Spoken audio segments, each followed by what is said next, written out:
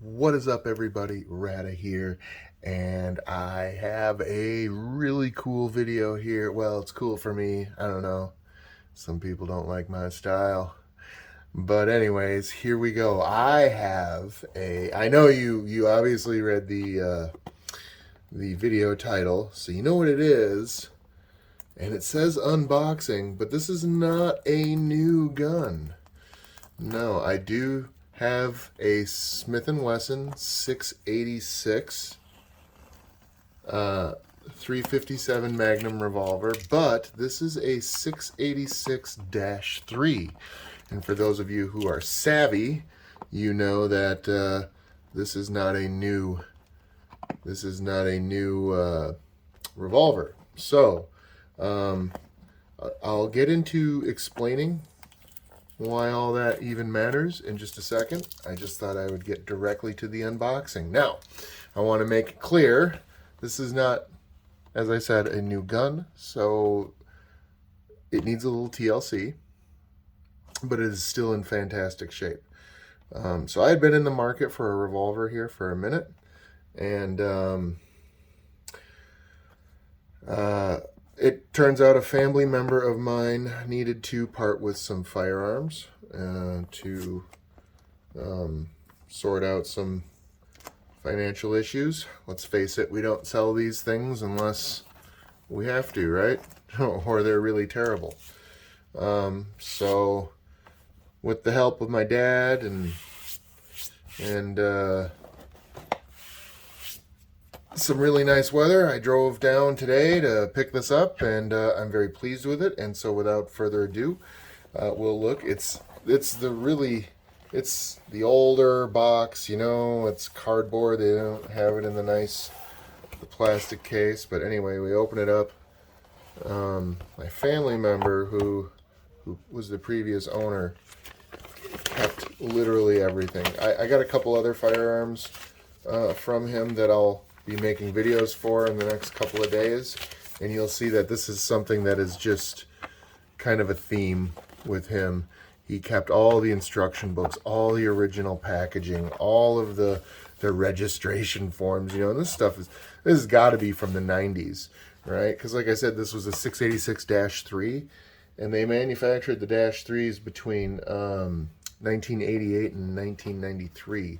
So this pistol, and I think I can call Smith & Wesson to find out exactly when it was manufactured, but this was manufactured between 88 and 93.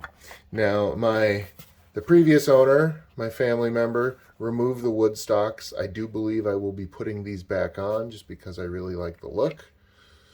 So, yeah, these are the original, I forget what they were called, but these are the original stocks. It has the little emblems on there. They're in really good shape.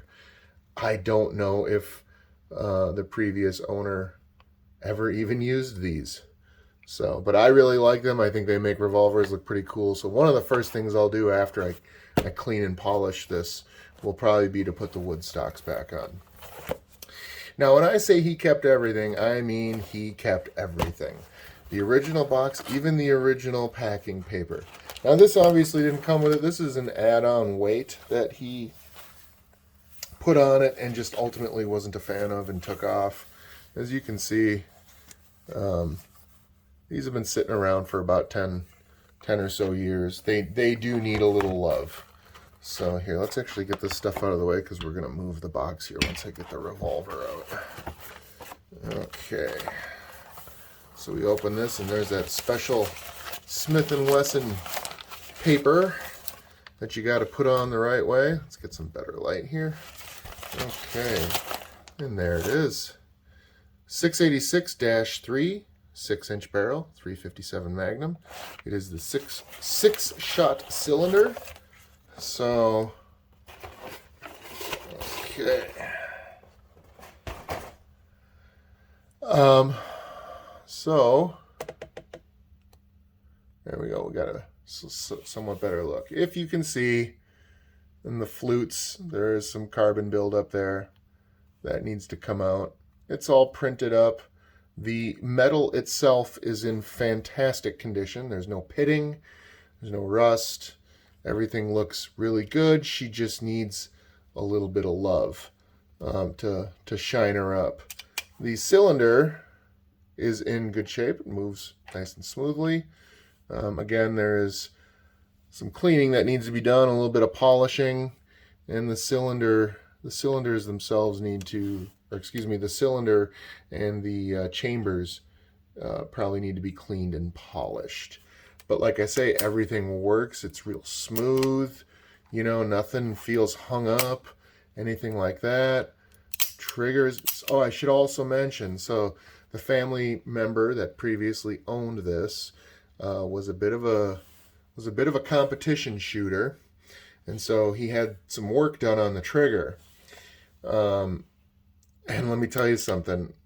When we pull the hammer back, this is what I would call a hair trigger at this point.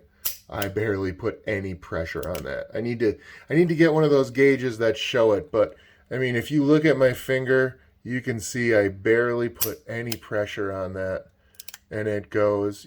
You'd be able to see like if you see when I really put pressure on it, my finger will actually turn color. It's turning red. But now it's just I barely touch it, and it goes. I mean, this is what I would call the definition of a hair trigger. But it's pretty sweet. So obviously I wouldn't use this for a defense or a carry weapon just because, well, I'd be too scared of unintentionally discharging. But yeah, either way, I'm super excited, as you can see there. I don't know if you can see it. See if my camera will stop bouncing. Maybe I can get the -3 model. Yeah, there it is. And I don't care if you see the serial number. I'm not weird like that. But yeah, there it is. It is the model 686-3. So, a little bit about the history of this is, I believe they were first put on the market in 1981. These are widely regarded as one of the best 357 Magnums you can get. Smith & Wesson's reputation speaks for itself. I think it's up there with Ruger and Colt. I mean, when you think of quality revolver manufacturers, those are kind of the big names, aren't they? Yeah. So this particular model has been around for a long time. However, over the course of the life, they have done a couple of revisions where they've fixed a few things. And really, the great thing about the -3 is the revisions go all the way up to -7. I guess -8 if you count Performance Center stuff. Some people do. I've looked for actual listing for -8, but I can't actually find one. So I don't know. Some people might take issue with that claim. But anyways, a -3 at this point, all of the engineering issues have been sorted out, right? So all the issues that this gun had from its first version to the -1 and the -2, all of those issues with those previous revisions have been sorted out by the -3. And so the -3 is, and then everything after the -3 was kind of more cosmetic or aesthetic looking. Man, I don't know if that's a scratch or what that is. No, I'm not sure. Looks like it's part of the gun, but that's weird. Yeah, it is part of the gun. No, that's supposed to be there. Anyways, so yeah, they've had several revisions past -3, but like I say, all of those were mostly cosmetic. I know one of them puts a lock on there. They changed the cylinder release knob. I think the top rail sight is a little bit longer. And I think they changed the butt to a round butt. I can't remember what all of them were for, but basically if you have a -3, all of the engineering fixes have been addressed. So you shouldn't have any of the issues that you may have had with the original, the Dash 1 or the Dash 2. So I think I got an incredibly well made and like I say, it has a pretty good reputation online and forums. I don't know anything about revolvers. Some people might tell me right now that I'm wrong and that this is really not that great. But everything I've read, these come pretty highly esteemed. I've seen some people hold them next to a Colt. So a Python, a Colt Python, saying that this is kind of the poor man's Colt Python. Whether or not that's true, I don't know. I don't know. I'm not going to tell you what it was sold to me for, but I will tell you that brand new, these MSRP between 900 and $1,000. A Dash 3, I don't know. I don't know how hard it is to get the older versions, but a brand new one that's at the current revision is going to cost you about 900 to 1,000. I don't know if these older ones go for more or for less. I didn't really look. So why did I get this? Some people might be saying I have Scorpions and Glocks and AP5s. So what's with the revolver? Well, I mean, there's just something sexy about a stainless steel revolver, you know? I mean, and they are just really nice to look at. They're really sweet. It's a Smith & Wesson, so, you know, it's kind of like Cadillac, of course. It's a 357. I've always wanted a 357. I also want to go bigger. I have a very, very strong feeling this will not be my last revolver. Yeah, and you know, like I say, the cool factor is definitely there. These things are sweet. It's mostly going to be a range toy. Like I say, it's not meant for defense or hunting or anything like that. I'm mostly just going to play with it at the range. I'm going to reload my own ammo. I don't really have any intentions on purchasing ammo for this. I have dies and brass, and I bought some projectiles today. So tomorrow I might start working on some loads for that. Or I might start cleaning it. I am going to take this grip out, and I'm going to put the old stocks on. And then I think I'm going to give it a really good cleaning. I'll take the cylinder and the yoke off and really get in there, and then I might I bought some of this. Might give it a bit of a polish too. I see that this is pretty came pretty strongly recommended for restoring stainless steel revolvers. I saw a lot of guys on YouTube that use it, and it's basically just rub it until you get the finish that you want. I was originally thinking a mirror finish, but those are fingerprint magnets, and I don't know if I want to wear gloves every time I use this. So I might just get a nice good gloss on there so it just kind of looks new again. Yeah, and you know, clean up some of the scoring, or not scoring, but some of the carbon buildup, and maybe try to get these chambers looking new again. They probably just need a good brushing, and I'll probably run a little bit of polish through them just to clean them up. I haven't tried chambering anything in them. I mean, they don't look bad, but they do look like they need a cleaning. So it's going to get a thorough cleaning before I shoot it. But I'm also very, very, very anxious to shoot it. So it's probably going to happen, well, maybe even after this video is done being made. I might start stripping it down and cleaning it out. And by stripping it down, I will probably, like I say, I'll probably only remove the cylinder and the yoke and the grip, and then that's about as far down as I'll strip it. I don't really think I'm going to take this plate off. I don't think I need to. Oh, that's what that is. Oh, okay. All right. And I was like, well, why is there, it feels like a scratch. That's the plate. That's where the plate joins with the rest of the frame. Oh, geez. Good job, Rada. See, you learn something new every day. Anyway, yeah, so when I do clean this up, I will make another video just showing how well I brought this back to life. God, that trigger is just something else. I can't really explain just how absolutely feather light it is. I mean, you breathe on this thing and it wants to go. Yeah. Anyways, I'm very thrilled. I'm very happy to have it. I'm happy that this stayed in the family as well because, well, it's a very, very, very nice revolver.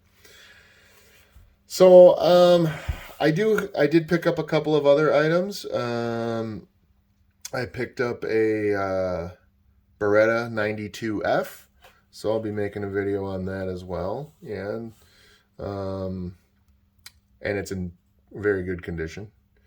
I also got also in incredibly good condition, a Henry repeating arms lever action big boy, and I believe it is the carbine version, carbine, whatever you call it. I call it carbine, and some people laugh at me for saying that, but that's just how I say it. Oh yeah, and this came with it. This is a weight. Yeah, so this is something my uncle bought to add more weight. Oh yeah, I guess the cat's out of the bag. My uncle, that's the family member. My uncle bought this to add more weight because, like I say, he's a competition shooter. I suppose I should probably not try to force that on right now. But he said he didn't like it, so he took it off. I don't know what I'll do with it. I probably won't use it because this isn't meant for competition. This is just meant for fun. And boy, is it sweet. Oh man, that trigger. I'm telling you, that is something else. That is a trigger you are not going to get out of the box. I don't know what a job like that costs or even where you would go to get it done. But I will tell you, it is very, very light. Anyway, I kind of got off trail there. Yes, I got a Henry repeating arms lever action chambered in 45 Colt. And I got the 92F chambered in 9mm. And then I picked up another rifle.